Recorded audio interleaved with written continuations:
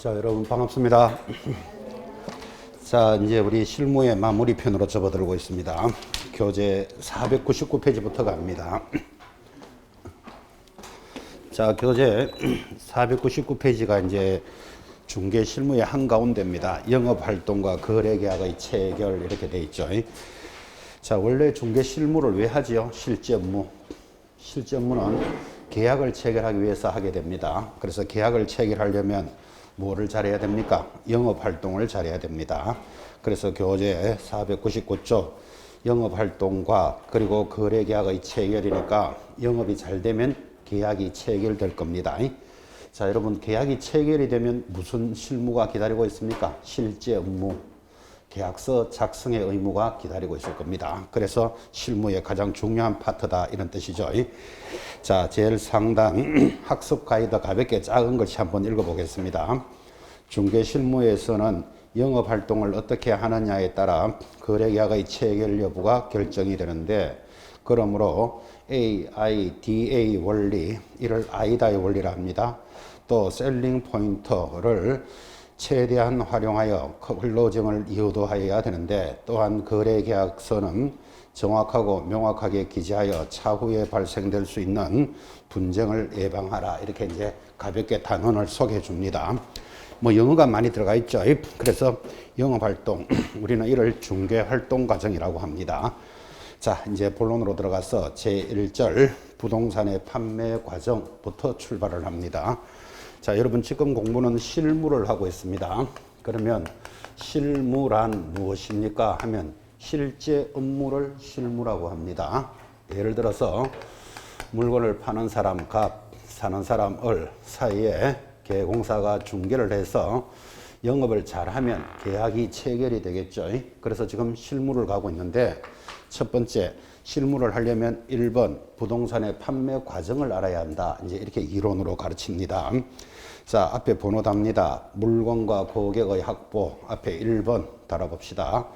밑으로 2번 준비, 3번 밑으로 접근, 4 현장 안내와 제시, 그리고 5번 클로징을 시도하여 제일 밑에 6번 클로징 한다. 이렇게 해서 번호를 6개 달았는데, 이 번호를 왜 6개를 달았습니까 하니까, 초창기 문제는, 초창기라면 한 10회 이전에는 이 6개를 나열해 놓고 순서가 올바른 걸 찾으시오. 이렇게 문제를 냅니다. 이제 초창기 문제니까 지금은 그렇게까지 나올 입장은 아니지만, 지금 번호를 달면서 여러분들은 의식하셔야 돼요. 영업을 하려면 제일 먼저 1번 뭐 해야 됩니까? 물건과 고객을 확보해야 된다. 당근이죠. 당근. 사실은 번호를 달았지만, 자, 물건이나 고객이 확보되면 그 다음 준비합니다. 준비하는 것은 내가 팔 것인가 살 것인가 확인을 해야 되겠죠. 준비를 해서 3번 고객을 만납니다. 만나는 걸 뭐라 그런다? 접근. 자, 접근이 되면 이제 현장을 안내하고 제시해서, 그리고 클로징을 시도하는데, 클로징을 시도한다 이 말은 계약 체결을 시도한다 이 말이에요. 계약 체결이 시도되면 마지막에 클로징, 계약이 체결되더라. 그래서 이 6가지 순서를 지금 읽었는데, 이 6가지를 확 섞어놓고 순서를 찾으시오 하더라도 따라갈 준비를 하셔야 됩니다. 그래서 번호를 달았고, 자, 거기서 그래도 나름대로 체크해야 될 것, 2번에 보면 준비 단계에서 뭐를 해야 되느냐 이렇게 묻습니다. 옆에 뭐라고 되어 있죠? 의뢰된 물건을 분석한 후 물건이 지니는 장점, 그걸 셀링 포인트라 합니다. 자, 다시 셀링 포인트에 동그라미 놓고, 셀링 포인트가 무엇입니까 하면 뭐라고 대답하실래요? 물건에 대한 장점이죠. 를 발견하여 그것을 가망 고객에게 효과적으로 설명할 계획을 세웁니다. 그래서 좀 이따가 셀링 포인트 자세히 다시 체크할 겁니다. 물건에 대한 장점. 자, 그 다음에 이제 장점을 찾았으니까 접근, 고객을 만나서 현장을 안내하게 됩니다. 그때 현장 안내에서 교재 오른쪽 2번에 보시면 현장 안내 찾았죠? 옆에 2번. 1회 현장 안내에서 제시될 부동산은 3개 이내로 하는 것이 바람직하고, 동시에 여러 사람을 현장 안내할 때는 의사결정권자에 대해서 집중적으로 안내를 할 필요가 있다. 이런 설명은, 자, 여러분 고객이 원한다고 이것도 괜찮습니까? 저것도 괜찮습니까? 물건 계속 보여주면 손해라는 뜻이에요. 그죠? 왜? 고객이 결정은 안 하고 계속 물건만 보게 됩니다. 그래서 방금 뭐라고 영업에서 일러줍니까? 3개 이내로 안내해라. 지금 이렇게 이야기하고 있죠. 그 느낌도 한번 가져보시고. 그 다음 여러 사람이 만약에 왔다면 그 중에서 결정권자에게 집중적으로 안내를 해줘라. 무슨 뜻인지 아시겠죠? 근데 말은 쉽게 하지만 여러 사람이 왔을 때 누가 결정권자인지 참 찾기도 쉽지는 않죠. 부부가 왔으면 누가 결정권자 할까요? 부부가 왔다면 100% 부인입니다. 부인한테 직접적으로 안내하셔야 됩니다.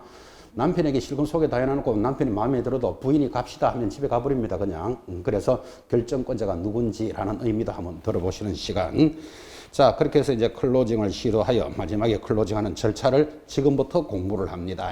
판매 과정을 5개 보셨으니까. 자, 이번에는 한 장 넘기시면 500페이지 이제 판매 기법에서 AIDA 원리라는 게 따라옵니다. 그걸 일명 아이다의 원리다 해서 영업을 할 때는 일단 아이다의 원리를 알아야 한다. 일본의 무라다라는 경제학 교수가 만드는 원리로서 순서대로 AIDA 원리, 그래서 아이다의 원리인데, 자, 아이다의 원리가 뭘까요? 하니까 첫 번째 박스에 보시면 주목의 단계, attention 이렇게 돼 있죠. 그죠? 주목 동그라미 합니다. 내려가면 I, 흥미의 단계, 흥미 동그라미, 그리고 desire 하면 욕망의 단계, 마지막 행동한다, 액션. 그래서 행동에 동그라미 해놓고, 자, AIDA 원리에서 A가 뭐라고요? 물건에 대해서 주목하게 하라. 고객은 물건을 주목해야 흥미를 느낍니다. 흥미를 느껴야 하나 사고 싶다. 욕망을 갖추고, 욕망을 갖춘 자가 액션, 행동합니다. 그 말은 삽니다. 그런 뜻이에요. 그래서 모든 영업 활동은, 마케팅은 이렇게 흘러가니까 이를 일명 AIDA 원리다 이렇게 이야기를 합니다. 여러분 지금 이야기하는 게 그죠? 예를 들어서 모델하우스 이런 말 들어보셨나요? 아파트에 모델하우스라는 게 있는데 여러분 이 아파트 좋으니까 사세요 100번 말하는 것보다 모델하우스를 딱 만들어 놓으면 고객을 주목시키는 역할을 하죠. 좀 잘 만들어 놓죠 또. 그래서 고객이 주목을 해서 괜찮네 흥미를 느끼면서 욕망을 갖춰서 나가면서 계약하라고 모델하우스도 만들어 놓죠. 이런 것들도 전부 아이다의 원리를 적용한다 이런 뜻이에요. 지금 부동산이라는 큰 자산을, 부동산은 몇 억이 움직이잖아 지금 그죠? 몇 억짜리 부동산뿐만 아니라 하찮은 치약을 하나 판매하더라도 반드시 이런 절차를 거칩니다. 치약 공장에서 물건을 만들면 어떻게 하면 이 우리 물건을 고객이 주목할까 고민합니다. 뭐 포장을 잘할까 광고를 할까 뭐 연구하겠죠. 주목을 시키면 고객이 구경을 해서 괜찮네 흥미를 느껴야 돼. 흥미를 느껴야 하나 사고 싶어지는 거예요. 욕망을 갖춰서 나중에 나가면서 하나 삽니다. 그러니까 부동산뿐만 아니라 하찮은 치약도 이런 형태를 거치니까 이를 마케팅 원리다 이렇게 부르는 겁니다. 그러면 이제 이런 원리를 왜 공부하는가 하면 고객을 어떻게 주목을 시키고 흥미를 느끼게 해서 욕망을 갖추면서 계약을 체결할 것인가를 연구해 보라고 나와 있는 단원입니다. 제목 딱 잡으시고 자 제일 상단에 다시 설명합니다. AIDA 원리란 우리말로 아이다의 원리란 어떤 물건을 구입하기 전까지 심리적 발전 단계를 자 동그라미 한번 하시죠. 주목의 단계, 주목, 흥미, 욕망, 행동의 4가지를 AIDA 원리라 한다.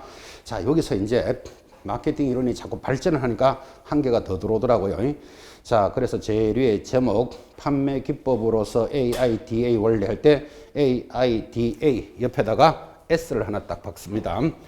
AIDA 옆에다가 이렇게 S를 딱 치면 아이다스의 원리 이렇게 되겠죠. 그죠?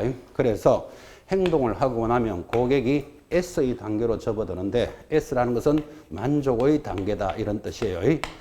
그래서 고객이 물건을 사고 나면 심리가 만족하고 싶어던 치는 단계로 넘어가고 만족을 못했다. 그러면 다시 재구매는 안 일어나겠죠. 그래서 지금은 이제 마케팅 이론도 살짝 늘어서 아이다의 원리 또는 아이다스의 원리 하더라도 기죽지 말고 따라갑니다. S가 뭐라고요? 만족의 단계, 영어로는 satisfaction 이렇게 하겠죠. 제가 적을 줄 압니다. 안 적어서 그렇지. 시험에 물을 일도 없지만 그래서 S의 단계로 접어드니까 아이다 또는 아이다스의 원리 하더라도 기죽지 말고 따라가는데 이게 마케팅 유명한 이론입니다 하니까 이론인 것 같지만 사실은 매사의 모든 일이 이 순서대로 갑니다. 청춘 남녀가 만나도 그죠? 청춘 남녀가 만나면 첫 번째 서로 어떻게 주목할까 고민 좀 해봐야 되죠. 머리를 어떻게 간다, 뭐 모자를 쓰고 갈까 오만 생각 다 하겠죠. 그래서 만나서 흥미를 느껴야 무슨 욕망인지 욕망을 느끼고 행동합니다. 모든 세상살이가 똑같습니다. 청춘 남녀가 만나서 행동부터 하고 욕망, 흥미, 주목 거꾸로 갈 일이 절대로 없죠. 그죠? 그래서 이를 아이다스의 원리, 아이다 순서대로 익히셔야 되는 거라. 그죠? 그래서 가볍게 확인하셨습니다. 자, 그러면 이제 이런 아이다스의 원리 또는 아이다의 원리를 알았다면 이제 드디어 본론으로 들어가서 제3절 판매 기법으로서 셀링 포인트를 관리해야 된다 했고, 첫째 줄에 다시 줄 것입니다. 셀링 포인트란 해당 중개 대상물이 가지는 여러 가지 특징 중 구매자에게 만족을 주는 특징까지 줄을 딱 끊었습니다. 그래서 이전에 출제할 때 셀링 포인트에 대해서 물으면서 거기 옆에 뭐라고 되어 있습니까?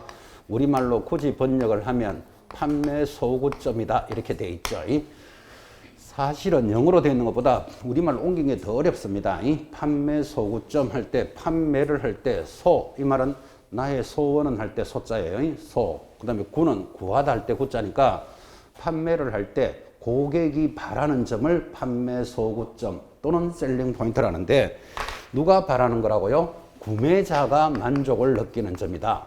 여러분, 구매자가 누구죠? 사는 사람이 만족을 느껴야 그 물건을 사겠죠.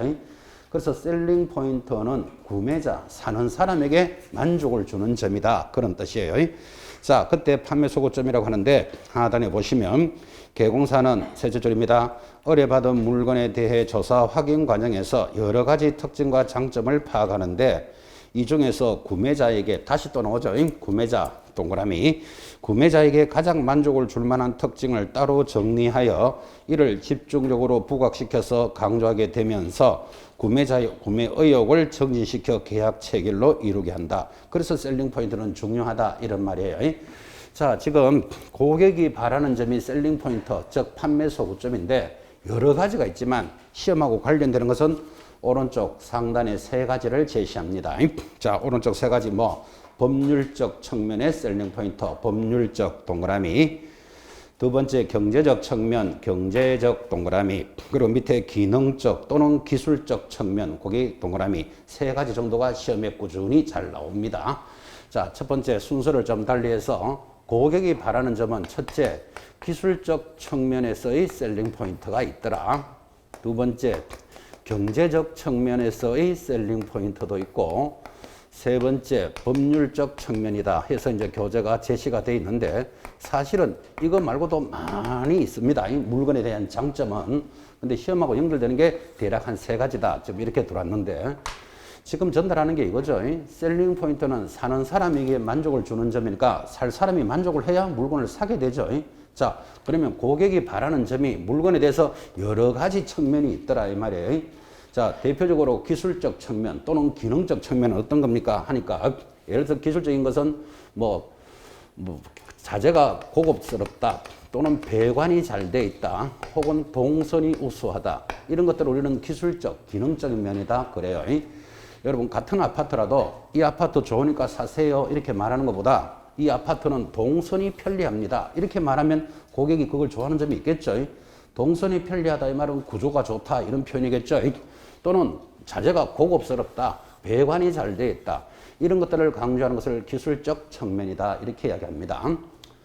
지금 이 아이를 더 돕기 위해서 이렇게 이야기합니다.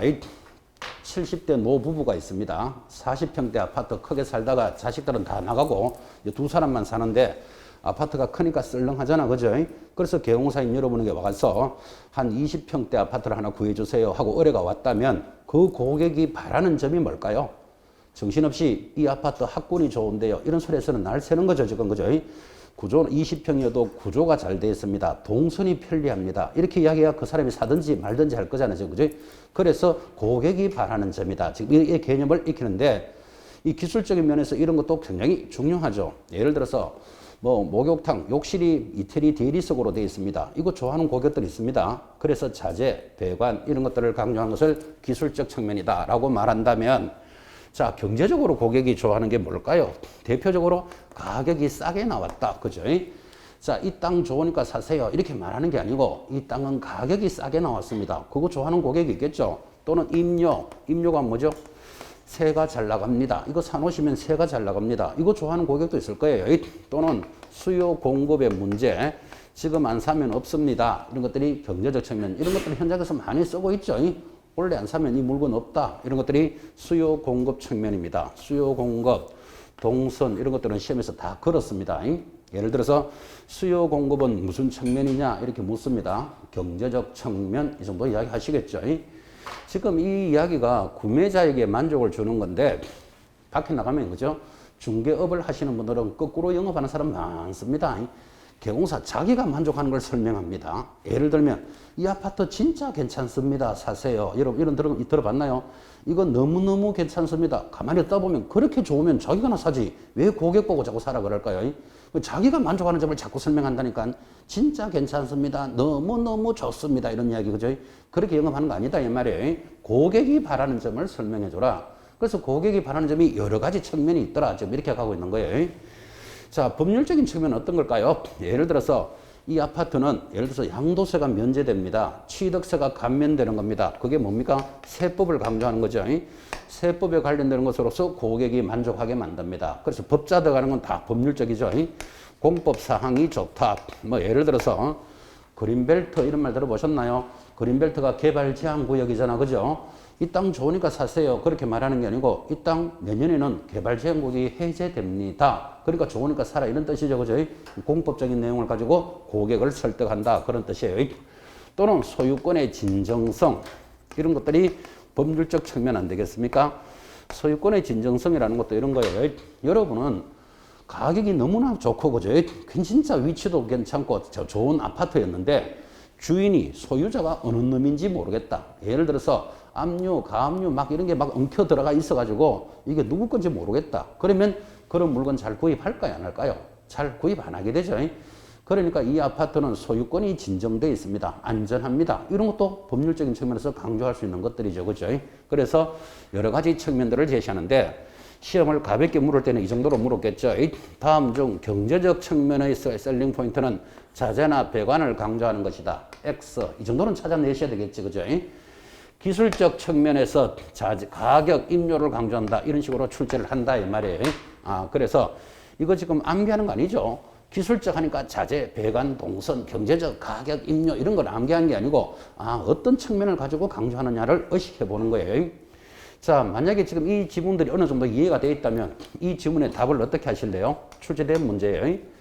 부동산에 대해서 셀링 포인트는 인위적 셀링 포인트 외에 자연적인 셀링 포인트도 있다. 시험 이렇게 나온 바 있습니다. OX. 당연히 O지. 자, 인위적인 셀링 포인트가 뭐다? 기술적, 경제적, 법률적인 건 사람들이 만드는 소리잖아. 그죠? 그런 이런 인위적인 셀링 포인트 외에 물건에 대해서는 자연적인 셀링 포인트도 많이 있습니다. 밖에 나가면 들어보셨나요? 한강이 보이는 아파트입니다. 이런 거 들어봤나요? 남산을 배경으로 하는 고급 빌라 주택입니다. 그런 것들은 경관, 자연을 강조하는 거죠. 그거 좋아하는 고객들도 많죠. 그래서 여러분 이거 딱 들어보는 순간 셀링 포인트는 아주 다양하다. 이 느낌이 와야 돼. 그죠? 셀링 포인트는 한정되어 있는 개념이다. 이런 거 들어오면 X 할 준비하셔야 돼. 아주 다양하다니까요. 그리고 셀링 포인트는 상대적 개념이죠. 저 사람은 이런 걸 좋아해도 이 사람은 이런 걸 좋아할 수도 있죠. 반드시 이렇게만 좋아해라는 법도 없잖아. 그죠? 그래서 부동산에 대한 셀링 포인트는 상대적 개념이다. 이런 말도 나오면 이렇게 체크하셔야 돼요. 그 정도는 이해를 하고 따라 돌아야 되지. 이걸 막 암기한 내용이 아니잖아. 지금 그죠? 그래서 당연히 부동산에 대한 셀링 포인트는 인위적인 것 외에 자연적인 것도 많이 있습니다. 자, 그러면서 여러분들은 이제 이 내용을 딱 들으면서 예를 들어서 내가 아파트를 하나 산다. 그럼 여러분은 아파트를 살 때 뭐를 보겠냐 이 말이에요. 가격이 싼 걸 보겠습니까? 위치가 좋은 걸 사겠습니까? 뭐 법률적인 면을 보겠습니까? 자기 나름대로 기준이 있겠지. 그죠? 그래서 셀링 포인트는 아주 다양하다. 그래서 영업을 하려면 셀링 포인트 관리를 잘해야 됩니다. 지금 그 이야기를 하고 있는 거죠. 그래서 개념을 익혀나갑니다. 여러 가지 개념 중에서 대표적으로 개공사들이 거꾸로 영업합니다. 이거 사놓으세요. 진짜 괜찮습니다. 듣다 보면 자기 그렇게 좋으면 자기나 사지. 왜 자꾸 내보고 권하는데, 그죠? 저 고객이 바라는 점을 사줘야 돼. 그죠? 그걸 뭐라고 부른다? 셀링 포인트. 이렇게 설명했죠. 자, 이제 셀링 포인트를 알았습니까? 그러면 이제 계약이 체결이 되는 것을 제일 밑에 뭐라고 한다? 클로징이다. 이렇게 말합니다. 영어가 많이 들어간다 그랬죠. 뭐 아이다의 원리, 셀링 포인트 들어가는데 별것도 아니죠. 자, 지금 클로징 하는 말이 무슨 뜻이죠? 클로즈 하면 이게 마무리한다, 닫는다 이런 뜻이에요. 근데 여기에 ing를 붙여가지고 이제 마무리하는 과정 이런 뜻이겠지. 그죠? 계약을 체결하는 과정입니다. 여기가 사실은 제일 중요하죠. 아무리 영업을 잘하는 이유가 뭐죠? 클로징 하려고 하는 거잖아, 지금. 그죠? 그래서 제일 밑에 클로징이란 설명해 줍니다. 계약 체결의 마무리를 말한다. 즉, 당사자 쌍방에 대해서 계약서에 서명 날인하는 행위, 그 서명 날인하는 행위가 계약 체결하는 행위고, 넓은 의미의 클로징에는 부동산의 소유권 등을 현실적으로 이전시키는 행위, 그 소유권을 이전시키니까 이제 계약을 체결하는 행위다. 그런 뜻이 클로징이 되겠습니다. 자, 그런데 넘어가면 클로징 비법이 나타났습니다. 이 클로징 비법도 가끔 시험에 냅니다. 자, 크게 두 사람한테 이제 셀링 포인트를 전달했으면 계약서를 써야 끝나는 거잖아. 그죠? 근데 클로징을 안 해. 그 클로징을 안 할 때는 이제 이런 비법을 쓰라. 이렇게 해서 제시해 주는 거예요. 제목에 동그라미 해볼까요? 점진적 확인법. 동그라미. 제목 정도는 기억하셔야 됩니다. 내려가면 계약 전제법, 부분 선결법, 장단 비교법, 그리고 결과 강조법, 만족 강조법이라는 한 6가지 정도를 제시하고 있습니다. 자, 그러면 지금 동그라미를 쭉 하셨지만 이런 내용이 흘러가면 여러분들은 이거 클로징 방법이다. 이 정도는 알아들으셔야 돼. 자, 그래서 클로징 비법이다. 제가 이렇게 설명했는데 물건에 대해서 아무리 설명을 잘해도 고객이 서명 날인 안 하면 상황이 안 나잖아, 지금. 그죠? 그래서 계약을 체결하는 비법을 제시했는데, 자, 하나 정도만 설명해 봅시다. 상단의 점진적 확인법. 글자 그대로 뭡니까? 점진적이라는 말은 조금씩 이런 뜻이잖아, 지금. 그죠?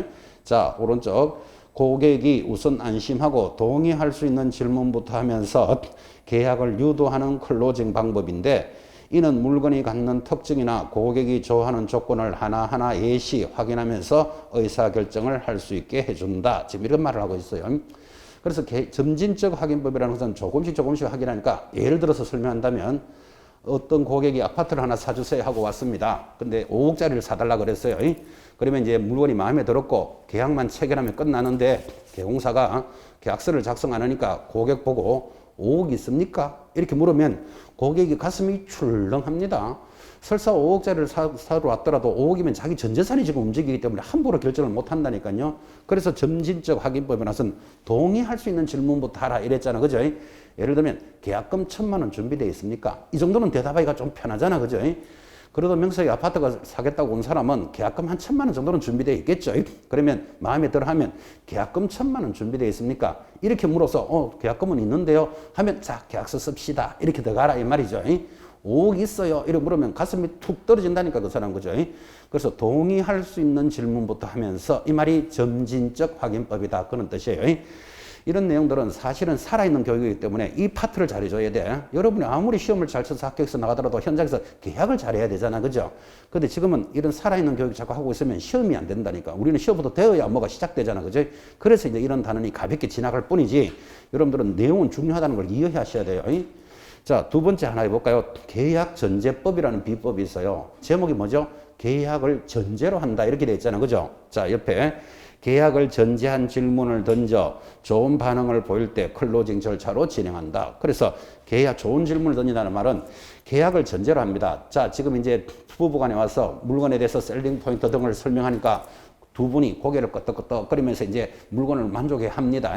만족해 하면 계약서를 써야 되잖아. 그죠? 근데 안 쓰고 미적거리고 있다니까요. 그때 두 번째 비법, 계약을 전제로 설명을 한다. 이 말은 자, 지금 2월 말인데 이달 말까지 도배시켜 놓을까요? 이래 묻습니다. 계약도 안 한 사람한테. 그러니까 고객이 도배야 다음 달 초에 해도 되는데 하면 자, 이제 계약서로 들어갑시다. 이래 들어간다고요. 계약을 전제로 설득한다. 무슨 말인지 대충 아시겠습니까? 그래서 여러분들은 이런 내용을 잘 들으시면서 자기에게 맞는 걸 하나 좀 비법을 가지고 있어야 됩니다. 그래서 영업을 할 때 야구할 때 투수도 그렇잖아요. 스트라이크를 3개 던져야 저 타자를 아웃시키는데 스트라이크를 2개 던져놓고 자기 무기가 하나 없으면 다른 거 비실비실 던지다가 홈런 맞아버리면 앞에 있는 거 2개 잘했는 건 아무 간 곳이 없잖아. 그죠? 그래서 영업을 하는 사람도 마지막에 탁 낚아칠 수 있는 기술이 있어야 된다고. 그 기술을 지금 6가지를 전달해주고 있다. 이런 뜻이에요. 근데 이 중에서 자기 마음에 드는 것, 자기 궁합이 맞는 것 정도를 하나를 가지고 있어야 돼. 자기 무기를. 그죠? 마지막 것 하나 설명할까요? 만족 강조법이라는 것도 있다. 장래의 만족을 강조한다. 장래의 만족이죠. 장래가 들어오면 거기 만족 강조법하고 딱 연결해봐요. 바로 위에 결과 강조법은 과거를 만족하는 거예요. 그래서 약간 반대적인 성질이 있죠. 자, 결과 강조법이 과거라는 말은 이거죠. 자, 이 아파트 사놓으세요. 내년에 수익률이 10%는 될 겁니다. 왜? 지금 은행에 넣어봤자 이자는 몇 프로밖에 안 되잖아요. 하고 과거와 현재를 비교하는 걸 뭐라 그런다? 결과강조법. 만족강조법은 장래를 강조한다 그랬죠. 예를 들면 이거 사놓으시면 내년에 2배 정도 오릅니다. 장래를 강조하는 것을 뭐라 부른다? 만족강조법. 주로 이런 이야기 들어보신 적도 있죠. 그죠? 그래서 물건을 체결하는 비법을 자기 것으로 하나 가지고 있어야 됩니다. 이 6가지를 이렇게 설명하면서 제가 혼자서 지금 현장에 있는 개공사들은 어느 방법을 제일 많이 할까? 제가 혼자서 나름대로 이렇게 생각해 보니까 아무래도 6번째가 제일 많을 것 같아. 만족강조법은 지금 사놓으세요. 내년에 2배 오릅니다. 그러니까 계약하라 이런 뜻이겠지. 그죠? 아마 이 부분이 제일 많지 않겠나. 제 개인적인 생각은 그렇습니다. 근데 만족강조법도 적당히 해야 됩니다. 내년에 한 2배 오릅니다. 이래야 되는데 내년에 10배 튑니다. 이러면 뒤에 나갈 때 사자 붙습니다. 사자. 그래서 만족강조법 하는 개념도 익혀보는 시간. 자기 것으로 마음에 드는 걸 하나 체크해 놓으셔야 됩니다. 자, 이렇게 해서 이제 클로징을 잘 했습니까? 그러면 계약이 체결되었다. 이 말이겠지. 그죠? 그러면 뭐 해야 됩니까? 거래계약서를 작성해야 된다라는 실무로 접어듭니다. 자, 여기 보시면 이제 영업을 잘해서 계약이 체결이 되면 계약서를 작성해야 되는 실무가 있는데 지금 이 자리에 계시는 여러분들은 계약서를 구경이라도 해보신 분도 있고 구경도 못 하신 분도 있을 겁니다. 그러면 계약서는 이렇게 작성해달라고 법으로 가르치는 거예요. 그래서 지금부터 이론이지만 거래계약서를 어떻게 작성하느냐 이제 이렇게 들어갑니다. 민법에 관련되는 문제로 한 문제 정도 예상합니다. 가벼운 단원이죠. 자, 계약서 작성의 의무 해놓고 1번 개공사는 중개대상물에 대하여 중개가 완성이 되면 중개의 완성이 계약의 체결이라고 그랬습니다. 계약이 체결이 되면 필요사항을 빠뜨리지 아니하고 확인하여 계약서를 작성하고 자, 작성의 동그라미 이에 서명 및 날인하여야 하며 서명 및 날인도 동그라미 하여야 하며 이런 건 의무의 의무 하며 계약서는 쌍방에게 교부하고 교부 동그라미 또한 보존하여야 한다. 보존에 동그라미 해놓고 보존 앞에다가 5년이라고 적어 놓으셔야 되겠죠. 이거를 이제 법령에서 공부했던 내용이에요. 자, 그러면 계약이 체결이 되면 반드시 작성하고 서명 날인해야 되고 쌍방에게 교부해주고 자기는 5년 동안 보존하여야 한다라고 법에서 배웠는데 옆에다가 위반시 안 하면 어떻게 될까요? 거래계약서에 관련된 거 위반하면 전부 6월 이하의 업무 정지입니다. 작성하지 않거나 서명 날인하지 않거나 교부 보관하지 않으면 6월 이내의 업무 정지죠. 그래서 반드시 해야 되는데 자, 그때 중요한 단원이 그때 필요사항을 빠뜨리지 아니하고 확인하여 이렇게 이야기하고 있잖아요. 그죠? 그래서 법령 시간에 배웠던 것 우리 거래계약서는 법정 서식이 있다 없다? 법정 서식은 없다 그랬죠. 서식이 없다라는 말은 아무 곳이나 적어도 좋다. 그런데 100억짜리 빌딩을 거래해도 아무 데나 적어도 좋다니까 좀 불안하더라고요. 그래서 보완하기를 반드시 필수 기재사항은 있다라고 배우셨고 계약서의 필수 기재사항이 뭐였죠? 그 물의 인권은 기 있는데 거기는 개, 조, 부를 반드시 적어라 했고 계약서의 필수 기재 9가지 100% 시험에 나옵니다. 이렇게 강조했습니다. 이제 법령에서 들었으니까 대략 한 달 전쯤에 들었다고요. 한 달쯤 되니까 지금 벌써 가물가물하죠. 자, 다시 계약서는 법정 서식이 없어도 반드시 적어야 되는 필수 기재사항이 있다. 그가 뭘까요? 거래 당사자의 인적 사항 이렇게 나갑니다. 거래 당사자가 누구다? 매도인 김갑동, 매수인 이열순 반드시 적어라 이 말이에요. 물이 뭐죠? 물건에 대한 표시사항. 자, 이 물건이 아파트다, 토지다, 상가다 반드시 적어야 되겠죠. 물건의 표시, 물건의 인도 일시, 또 물이 들어오니까 인에 동그라미 해놓는 겁니다. 잔금 언제 받고 언제 물건을 넘긴다라는 인도 일시도 반드시 적어야 된다. 권리가 이전되는 내용. 대표적으로 이 아파트의 농협이 대출이 5천만 원 돼 있으면 이 저당된 대출금을 계약금을 받으면서 갚을 것이다. 아니면 내가 안고 산다 등 권리가 이전되는 내용도 있다면 반드시 적어야 됩니다. 그가 뭐죠? 거래 대금 전체 금액은 5억인데 계약금, 중도금, 잔금은 어떻게 한다? 반드시 기재돼야 됩니다. 기가 뭐다? 기타 약정사항. 우리 교재는 그 밖의 약정 이렇게 공부했어요. 그 밖이라는 말은 원래는 기타 약정사항인데 이게 기타가 한자말이니까 우리말로 고쳐서 기타 약정사항. 예를 들면 어떤 거죠? 자, 이달 전기세는 매수자가 부담한다. 이달 월세는 누가 받아간다. 이런 기타 약정이 있다면 약정사항도 반드시 기재합니다. 걔가 뭐죠? 계약일자 반드시 적어야 되죠. 조건과 기한, 확인설명서를 교부한 날짜는 반드시 필수적으로 기재해야 된다. 그래서 지금 읽었던 것이 필수사항을 반드시 기재하여 계약서를 작성하고 쌍방에게 교부해주고 개공사는 이것을 5년간 보존해야 되고 이를 위반하면 6월의 업무 정지다까지 들어온 거죠. 자, 그러면 지금부터 계약서를 작성할 때 필수 기재가 이런 것이니까 지금부터 단어는 자, 그 하면 뭐다? 거래 당사자 인적사항은 어떻게 적을 것인데 이제 이렇게 가르쳐 준다 이 말이에요. 그래서 자, 오른쪽에 가시면 계약서의 기재사항 하여 503페이지 가운데 찾았습니까? 3번에 1번 거래 당사자의 인적사항 이제 지금부터 시작하잖아 봐요. 필수 기재에 대해서 이것을 어떻게 적어라 라고 가르쳐 주는데 자, 그때 거래 당사자의 인적사항이니까 일단 그 동그라미 하는 게 좋겠죠. 그 해야 거물의 인권은 거기에 그가 들어오는 걸 지금 보고 있습니다. 자, 거래 당사자 인적사항은 어떻게 적습니까? 하니까 동그라미 1번 계약 당사자의 인적사항, 즉 성명, 주소, 주민등록번호, 전화번호 등을 정확하게 기재해야 되고 이럴 때 개공사는 등기부와 등기필정 또는 주민등록증을 보고 정확하게 기재해야 됩니다. 이렇게 나갑니다. 우리가 지난 시간에 수업도 했었지만 계약이 체결이 되면 봐요. 계약서를 작성할 때 막 쓰면 안 된다 그랬잖아. 그죠? 이 사람이 진짜 자기 물건을 파는지 남의 물건을 훔쳐서 파는지도 확인해야 된다 그랬잖아. 그죠? 그래서 그걸 진정성이라고 부르고 지금 바로 밑에 있지만 어떻게 확인한다? 매도인은 등기부 등본을 개공사가 떼보는 거예요. 그 개공사가 등기부 등본 떼보니까 소유자가 갑 이렇게 돼 있겠지. 그럼 본인이 왔음을 무엇으로 확인하라고 그랬습니까? 주민등록증으로 본인 여부도 확인해야 된다. 그죠? 그게 당사자의 인적 사항이에요. 자, 그때 또 대리인이 올 수도 있다 그랬습니다. 예를 들면 본인이 오지 않고 처가 와서 처가 대리인이죠. 남편 이름으로 되어 있는 아파트를 팔아주세요. 그럴 수도 있잖아요. 그죠?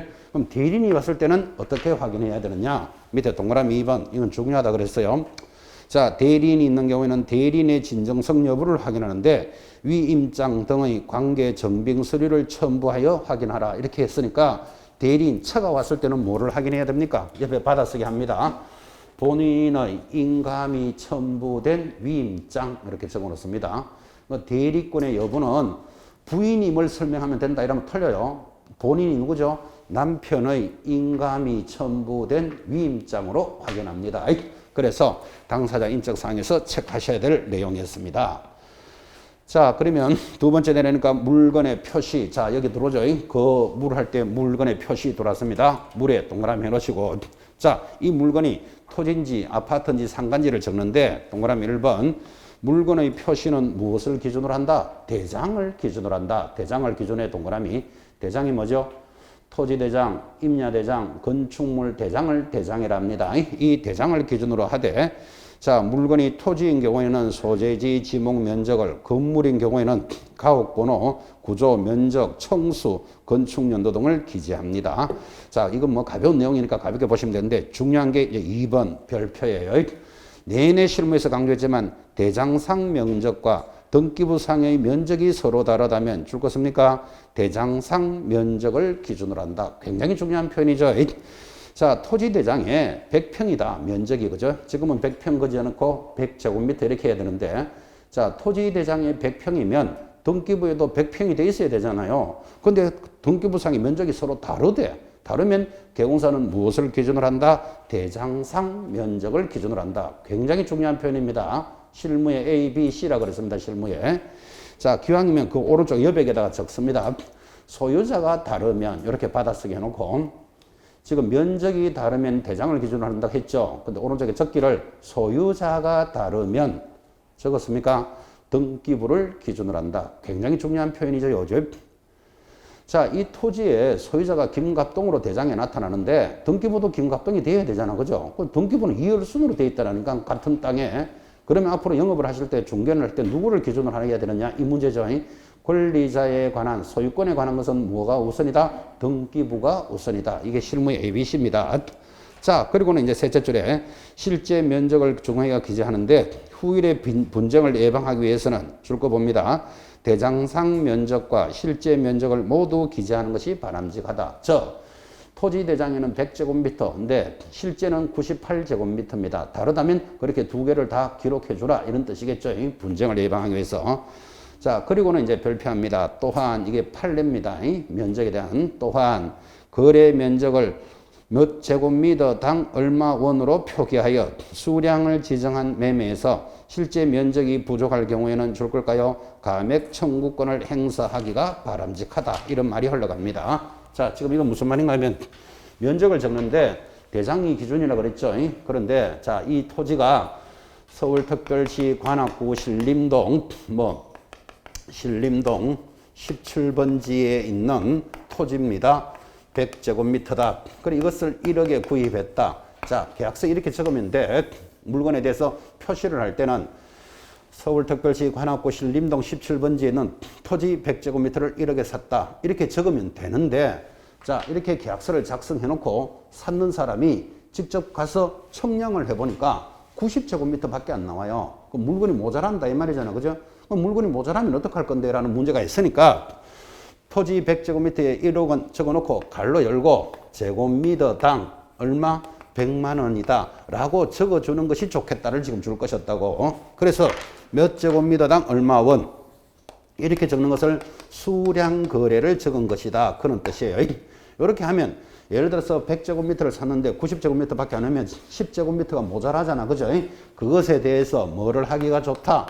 감액 청구권을 행사하기가 좋다. 지금 하는 말을 줄 것이었다고요. 그래서 앞으로 계약서를 적을 때는 꼭 이렇게 적기 바랍니다. 어떻게? 100제곱미터 1억 원 이렇게 해도 되는데 갈로 열고 제곱미터당 100만 원이라고 적어주는 것이 좋겠다. 지금 이 용어를 보고 있는 겁니다. 지금은 토지지만 아파트는 건물이잖아요. 건물도 마찬가지. 신림동 17번지에 있는 무슨 아파트 30평에 예를 들어서 1억에 샀다. 그럼 30평 1억 원 갈로 열고 평당 333만 원이라고 적어주는 것이 좋겠다. 지금 그 이야기 하는 거죠. 그래서 물건이 모자라게 되면 모자라는 것만큼의 감액을 청구할 수가 있더라. 지금 그 이야기 합니다. 좀 더 쉽게 설명하면 이런 말이죠. 여러분 사과를 한 박스 10,000원 주고 샀어요. 그럼 사과 한 박스를 10,000원 주고 샀는데 집에 가보니까 사과가 3개가 없어. 어떡할래요? 여러분들은? 3개가 없으면 그냥 먹고 말지 그거 어떡하겠어요? 물으러 간다는 것도 웃기잖아. 그죠? 그래서 한 박스에 10,000원 주고 샀는데 사과가 3개 없다. 그러면 이렇게 적어라 이 말이죠.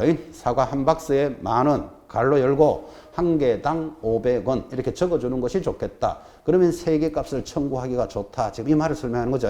감액 청구권을 행사합니다. 그래서 물건을 표시할 때는 이렇게 표시하라고 지금 가르쳐주고 있습니다.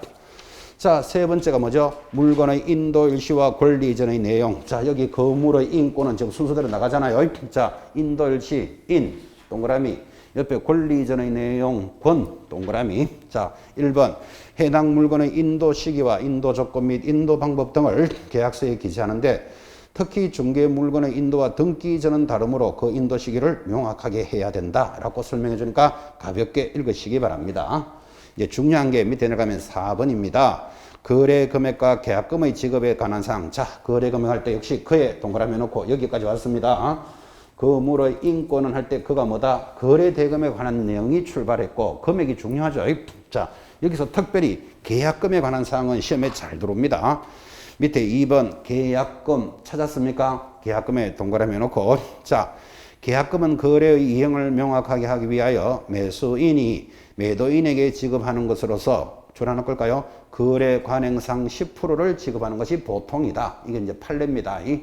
계약은 자유의 원칙이 적용되니까 10% 지급해라 이런 말은 없어요. 그냥 10% 하는 것이 보통이다 이렇게 설명하잖아. 그죠?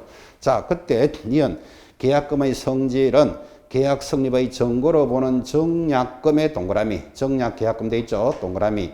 바로 밑에 손해배상의 예정으로 보는 위약 계약금 동그라미. 계약 해제 유보로 보는 해약 계약금으로 볼 수 있다라고 지금 설명을 해줬습니다. 동그라미 3개. 자, 그러면 거래 대금에 관련되는 내용으로서 계약금의 성격은 비교적 중요합니다. 민법에서도 공부합니다. 자, 계약금의 성격 이렇게 나왔는데 이렇게 물을까요? 오늘 어디 다녀오셨습니까? 제가 이렇게 물으니까 여러분이 나는 계약금을 1,000만 원 지급하고 왔습니다. 여러분이 이렇게 말할 때 이 계약금은 3가지 성질이 있다 이 말이에요. 첫째 정약금적인 성격. 두 번째는요. 위약금적인 성격, 그리고 해약금적인 성격이 있다. 세 가지 제목 기억하셔야 됩니다. 자, 내가 1,000만 원을 주고 왔는데 이 성질이 세 가지 성격이 있더라. 그럼 정약금이 뭐냐? 오늘 계약이 성립되었더라고 증거화로 사용하는 계약금이다. 이런 뜻이에요. 여러분, 오늘 여러분들은 계약금을 1,000만 원 주고 오는데 이게 없으면 증거가 없나요? 계약금이 없어도 증거가 있죠. 예를 들면 거래 계약서가 있잖아요. 지금 그죠? 그런데 거래 계약서가 없는 계약이 있어요. 어떤 것? 구두 계약이죠. 그래서 구두 계약에서는 구두로 계약을 하고 계약금마저 주고받지 않으면 이 계약이 성립됐다는 걸 알 수가 없잖아요. 지금 그죠? 그래서 주로 정약금은 구두 계약에서 정약금화 된다. 이렇게 설명을 합니다. 내가 오늘 계약금을 1,000만 원 지급했는데 이게 손해가 발생합니다. 그러면 손해배상을 책임지기 위한 것을 뭐라고 한다? 위약금이다. 이랬습니다. 어떻게 손해배상을 책임지느냐? 특이하게 기재를 하면 위약금이 된다. 지금 그렇게 교재가 체크했죠. 아니, 내가 오늘 계약금을 1,000만 원 지급하고 왔는데 무슨 손해가 발생합니까? 손해가 발생합니다. 자, 내가 이 계약금을 1,000만 원 지급하기 위해서 서울까지 비행기 타고 가서 은행에서 대출을 받아서 1,000만 원을 지급했는데 받은 상대방이 야, 1,000만 원 돌려줄게. 이 계약 없는 걸로 하자. 그러면 비행기 싸고 누가 내야 되고 대출 이자는 며칠짜리 누가 부담하는데 이런 여러 가지 손해가 발생하잖아. 그죠? 그래서 그런 손해가 발생되는 것에 대해서 특이하게 기록을 합니다.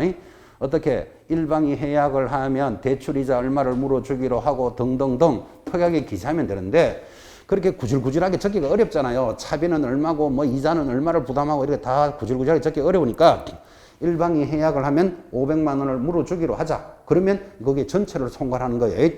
이렇게 특이하게다가 기재하면 여러분들은 오늘 나는 위약금을 지급하고 왔습니다. 이래도 된다고. 그 계약금이 위약금의 성격을 가지고 있다. 이런 뜻이에요. 자, 지금 현장에 나가면 계약서를 쓸 때 이렇게 특약에다가 손해배상에 관한 내용을 잘 기재할까요? 안 할까요? 거의 안 합니다. 왜 안 하는가 하면 손해가 발생하면 어떻게 하겠다고 특약에 적는다는 말은 곧 계약이 깨질 것이라는 전제를 가지고 있는 거잖아. 그죠? 그럼 깨질 것같으면 차라리 안 하는 게 낫잖아. 그죠? 그래서 특약에 기재를 안 하면 우리는 그 계약금을 무엇으로? 해약금으로 추정한다라고 판례가 이야기합니다. 그럼 해약금으로 추정한다. 이 말은 계약금을 지급한 사람은 뭐 포기하고 받은 사람은 수령한 사람은 2배액을 물어줌으로써 우리는 언제든지 해약을 전제로 계약금을 주고받았다. 그죠? 그래서 해약금적 성격이 현장에서는 제일 많겠죠. 그래서 여러분이 상식적으로 계약금을 지급한 사람은 뭐하고? 포기하고 받은 사람은 2배를 물어주면 해약할 수 있다. 이런 말 들어보셨죠? 이게 해약금적 성격을 설명합니다. 그리고 계약금에서는 저 성격이 제일 넓다고 볼 수도 있습니다. 자, 시험에 이렇게 나온 바 있습니다. 내가 오늘 1,000만 원 계약금을 주고 왔는데 이 계약금의 성격으로 특약에 기재를 하면 해약금으로 추정한다. 시험에 이래 나왔어요. OX. X, 특약에 기재를 하면 위약금적 성격이다. 그죠? 특약에 기재를 하지 않으면 뭐 해약금적 성격. 해약금이 뭐죠? 지급한 사람은 포기함으로써 또는 받은 사람은 2배를 줌으로써 서로 해약을 전제로 계약금을 주고받았다라는 뜻이에요. 배추장사 결산하는 사람 이런 사람 있죠. 자, 내가 계약금을 1,000만 원 지급한 사람은 1,000만 원만 포기하면 그 계약을 깰 수 있잖아. 그죠? 받은 사람은 2배니까 2,000만 원을 주면서 계약을 깨는데 그럼 받은 사람이 2배 손해나요? 절대로 손해 아니죠. 1,000만 원 받았고 자기 1,000만 원 나가는 거니까 손해액은 똑같죠. 그래서 2배액을 물어줍니다. 자, 그래서 계약금의 성격을 들으셨는데 계약금은 통상 얼마? 10%로 본다. 지금 이랬잖아. 그죠? 이는 10%라는 게 법은 아니고 판례라는 뜻은 이렇게 설명을 합니다. 물건을 파는 사람 갑에 있습니다. 사는 사람 을이 있고 계약공사가 중개를 한다고 칩시다. 자, 이 물건을 10억에 사고 팔겠다고 계약서를 썼어요. 근데 매수자가 이 물건을 너무너무 잘 샀는 거예요. 그래서 매수자 자기가 생각하기에는 나 이거 너무너무 잘 샀다. 그런데 만약에 계약금을 1억을 지급하면 이 사람이 2억을 주면서 언제든지 계약을 깰 수 있잖아요. 이렇게. 그죠? 그러면 을이 예를 들어서 뭐 9억을 지급합니다. 9억을 왜 지급합니까? 너 해약하면 18억 가져와야 된다. 지금 이 전제죠. 그래서 을이 계약금을 9억을 지급하는데 계약금을 9억 지급해도 된다, 안 된다? 되지. 계약은 자유의 원칙이라고 그랬잖아요. 전부 다를 줘도 되고 100원만 줘도 되는 거예요. 9억을 딱 주니까 갑이 어떤 생각을 하는가 하면, 야, 이 사람 좋은 사람 10억의 물건을 사면서 오늘 계약금을 9억 주는구나. 이렇게 이제 하고 이 돈을 받아간 거예요. 9억을 받아가서 집에 가서 누워서 생각하니까, 아이고, 내가 이게 샀는 게 얼만데 이걸 10억에 팔아가 되겠나. 갑자기 마음이 변하는 거예요. 변하는 걸 뭐라고 그런다? 사정이 변경되는 거예요. 그러면 이 갑이 18억을 물어주면 계약이 끝나겠지, 그죠? 근데 10억짜리 물건을 어떻게 내가 18억이나 물어주겠냐? 못 주겠다, 이래 되는 거예요. 못 주겠다, 내놔라. 그러면 할 수 없이 소송해야 되잖아요, 그죠? 소송을 하니까 판결이 뭔가 하면 10억짜리 물건에 9억은 너무 과다한 계약금이다. 계약금은 통상 10%로 볼 것이니까 이 9억 중에 1억만 계약금으로 보고 2억을 물어주고 계약을 깨라. 이렇게 판례가 나오는 거예요. 나머지는 뭘로 본다? 중도금으로 본다라는 게 판례입니다. 그래서 계약금은 10%라는 게 판례가 있다. 지금 이야기를 하는 거예요. 법으로 10% 내라 이런 건 없어요. 근데 현장에 나가보면요. 계약공사 입장에서는 그렇죠. 이 계약공사는 지금 이 계약이 성립되는데 계약금을 이 사람이 작게 내면 계약이 언제든지 깨질 수 있다는 건 이해하시죠?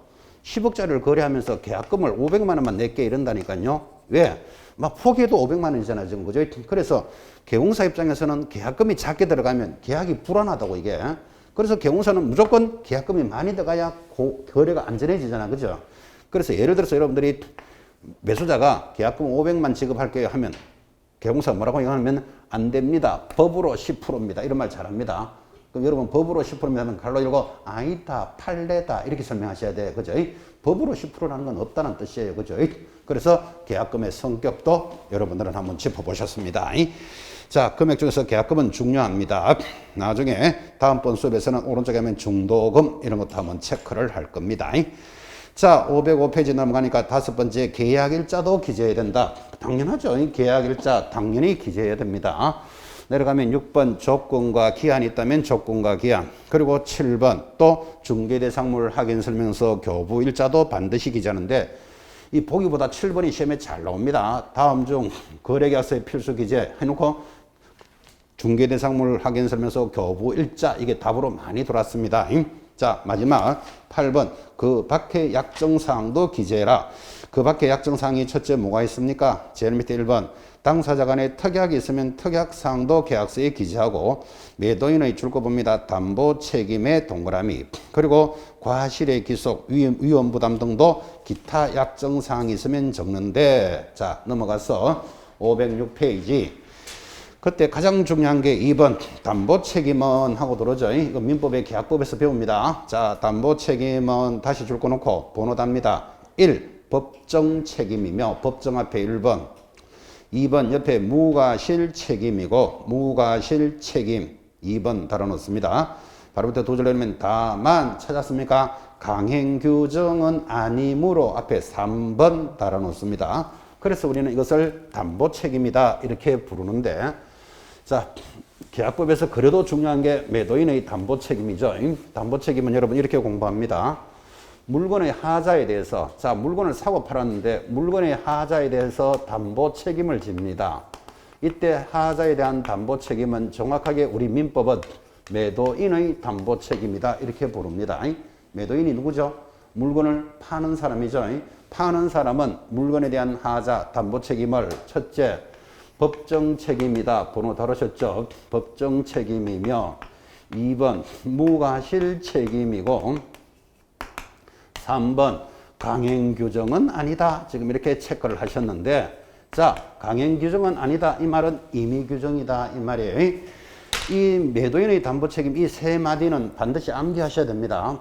민법은 이해 과목입니다. 그러지만 암기할 건 암기도 해놔야 돼요.